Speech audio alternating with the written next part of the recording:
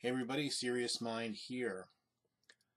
I'm generally pretty critical of millennials for a number of reasons, but I do think it's important to give credit where credit's due.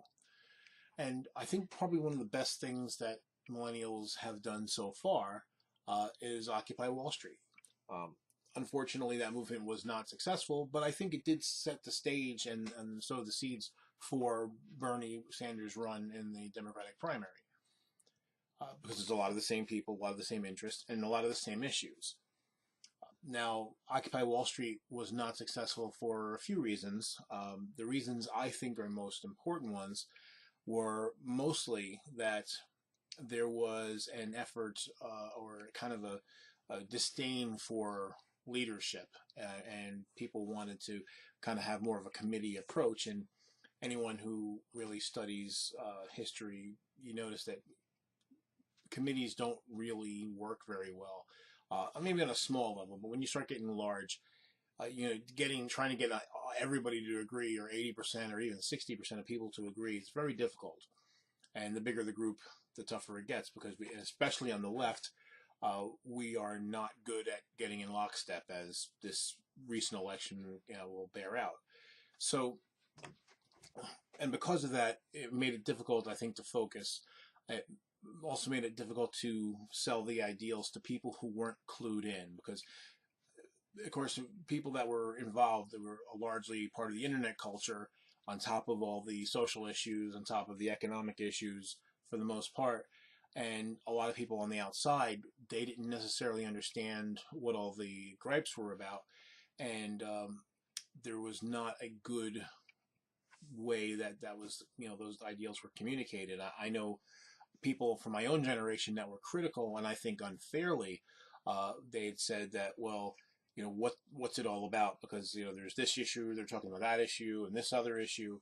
And of course, the truth was that it wasn't just about one issue; it was about a collection of issues, and these were related issues.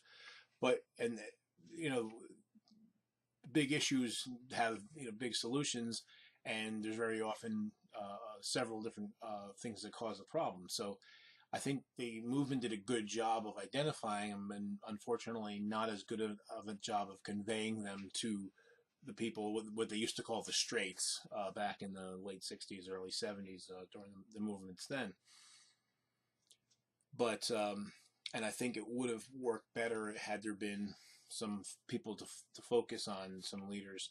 And again, that's, I think, speaks to the rise of Bernie Sanders, because he was able to, for many people, take those ideals and convey them in a more concise and clear way.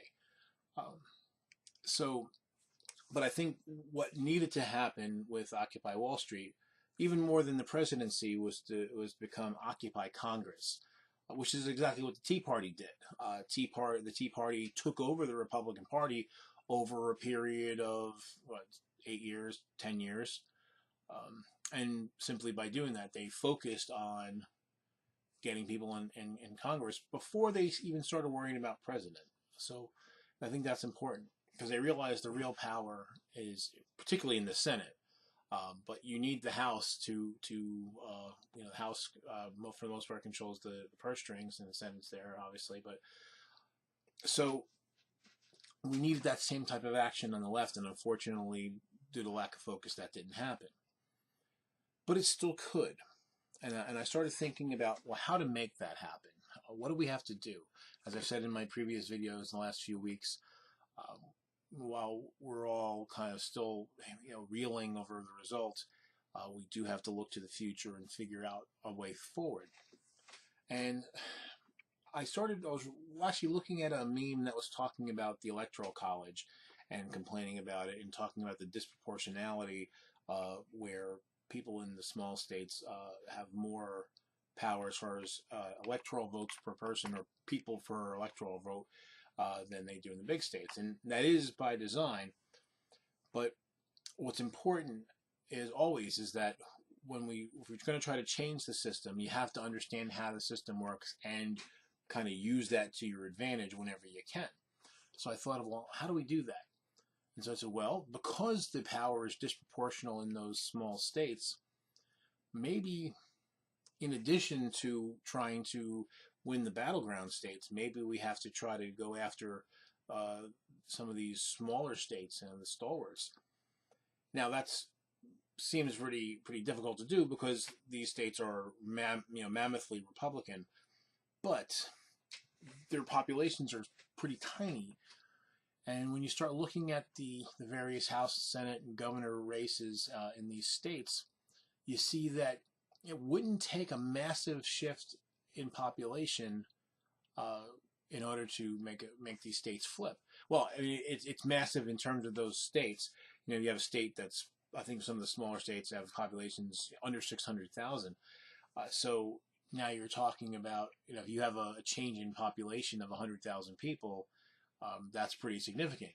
But in the grand scheme of things, 100,000 people left California and moved to Idaho. 100,000 people is a drop in the bucket in California.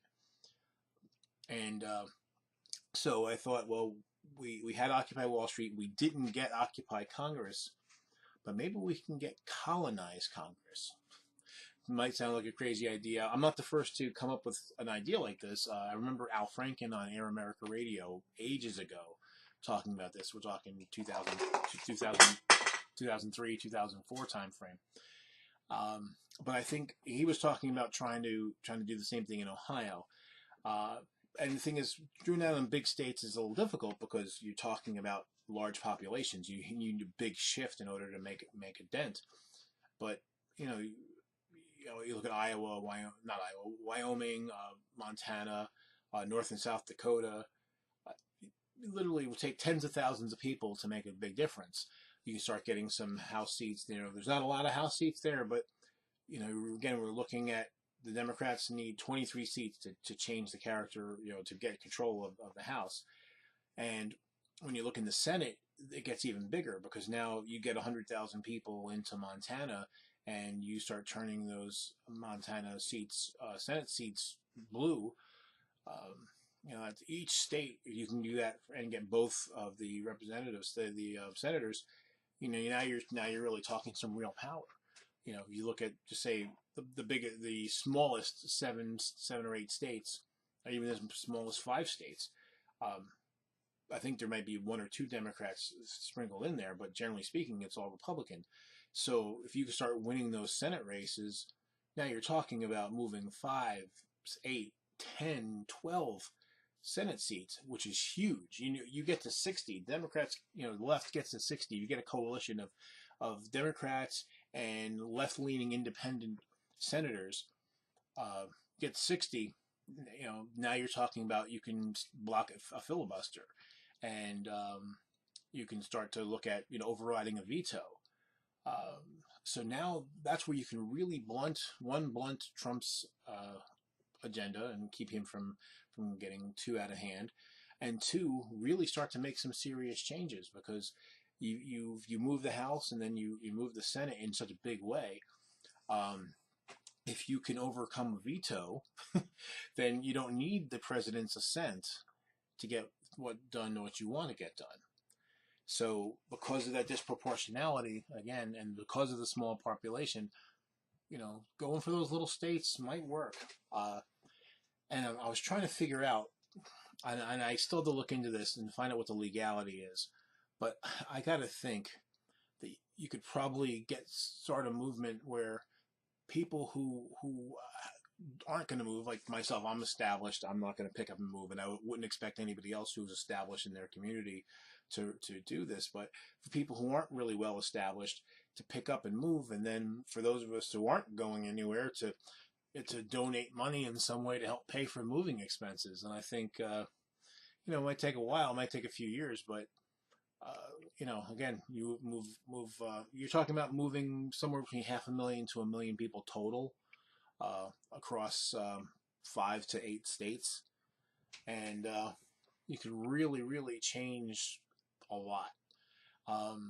So it's kind of a goofy idea, but not impossible. And if you remember, those of you who've seen Braveheart, when they started talking about Freeman Nocta, if we can't get them out, we'll breed them out. So, well, if we can't get them to change, then will outpopulate them. So just a thought. Let me know what you think. I may follow this up more on my own channel, going state by state with details as to what it would take to flip each state. But I thought it was kind of an intriguing idea. Let me know what you think in the comments, and I'll see you next time, assuming the peach doesn't come back. Thanks.